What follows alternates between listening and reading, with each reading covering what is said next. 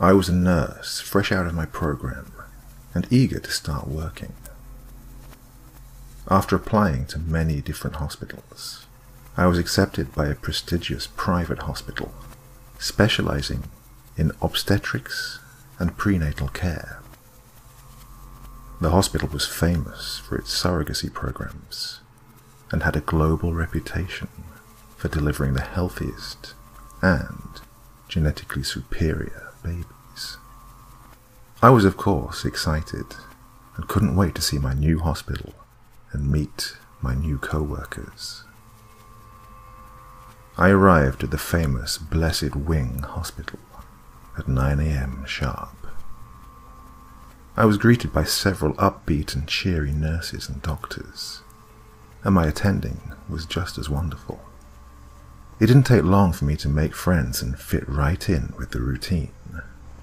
I was, of course, restricted from full access to the hospital, seeing as I was new and needed to earn my privileges. The only thing that struck me as odd was the fact that I never saw any patients coming into the hospital or leaving. What I did see were many happy couples arriving to adopt their newborns. I never saw the surrogates before or even after delivery. My job was to tend to the many newborns and ensure that each baby was taken home by their proper parents. It was a very fulfilling job to work with such small, innocent bundles of life. Each baby was perfectly healthy, and no two babies looked alike. It was as if each baby had been custom designed before birth. I only had one problem with working in the hospital. When I was outside the nursery and waiting room, I could hear loud, painful screams of the women in labour. The doctors and nurses did their best to ease the delivering women, but the screams continued. Stranger still, the screams seemed less like screams of pain and more like screams of terror. I'd learned to tune out the screams and focus on the miracle that followed. That is, until I heard one woman scream something I will never forget. "Why do you keep doing this to me? Please, I want to leave." After a few months of working, I felt confident enough to start asking about the oddly absent patients. My questions were met with silence and stern looks from both the doctors and the nurses. Finally, my attending pulled me aside and told me to stop asking questions and just do my job. There was nothing to worry about. The screams of pain and terror continued to ring out through the hallways of the hospital. I found solace in the nursery, where I could tend to the newborns, but the screams would always follow me as I walked through the halls. My first year passed with no incident, and I was no longer on restricted access. I could freely roam throughout the entire hospital, but there was no reason for me to wander beyond the nursery or doctor's lounge. My curiosity, however, got the better of me. Shortly after my 1-year anniversary, I was wandering the halls when I heard the screaming of another woman in labour. But what caught my attention was this was the same woman I heard pleading with the doctors shortly after I started working. She was delivering a second baby in less than 2 years. This was very risky, and, as a professional surrogate, she would know better than to do this. Again, I heard her screaming in fear and begging the doctors to let her go. I didn't understand. Let her go?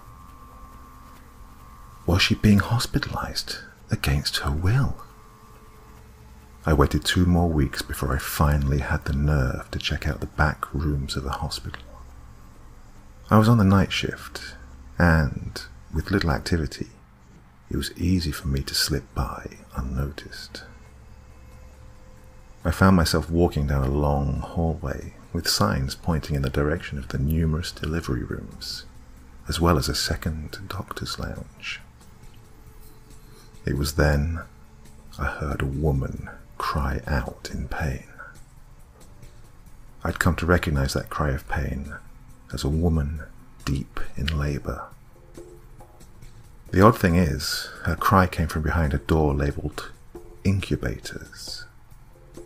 I didn't see anyone else in the maternity wing or exiting the delivery rooms, so I went into the room to check on her.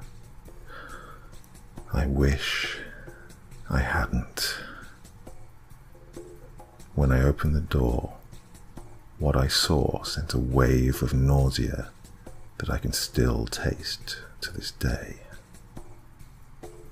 The large room had 24 beds, each bed holding a woman in different stages of pregnancy. The women were all young and of various races. Each woman had both of their arms and both of their legs amputated. The women were helpless and alone. Tubes and IVs containing nutrients and fluids snaked across the women's mutilated bodies as the only means of keeping them alive. One blonde woman, her belly absolutely massive in comparison to her mangled body, spotted me and begged me to help her. "Please, you have to get us out of here." I couldn't speak. I couldn't even move. I just stared at them with my hand over my mouth. "Please," she cried out again.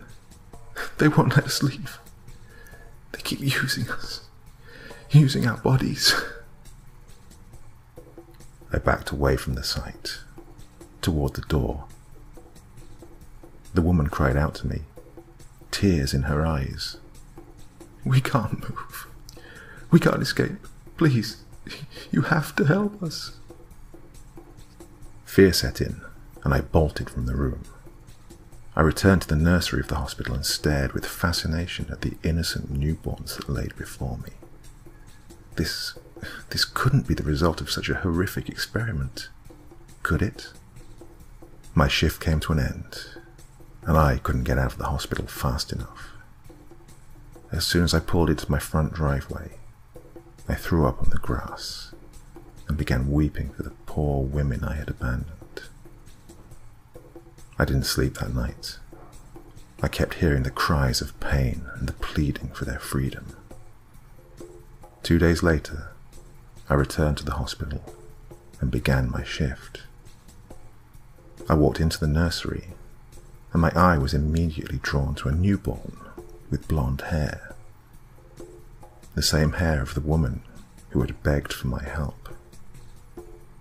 And I knew what I saw was true.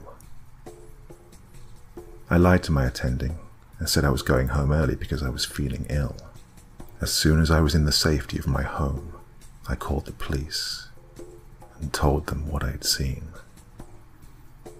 The police arrived at the hospital and found the same gruesome sight that I had found. The women were taken to a new hospital, and my hospital was shut down. I breathed a sigh of relief and waited for the story to break on the news. But no story aired. There was no mention of the human incubators that had been freed from the hospital.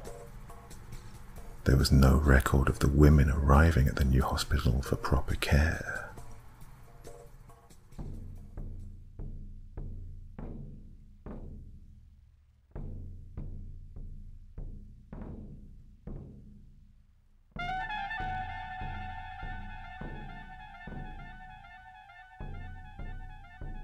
Hey there.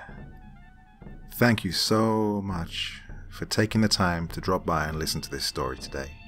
It really means a lot to me. I put a lot of time and effort into making these videos, so it's nice to know that there's someone out there listening. Do me a little favor, would you? Click that like button, leave a comment, and if you really feel like it, why not subscribe too? Okay, happy tales everyone. See you soon.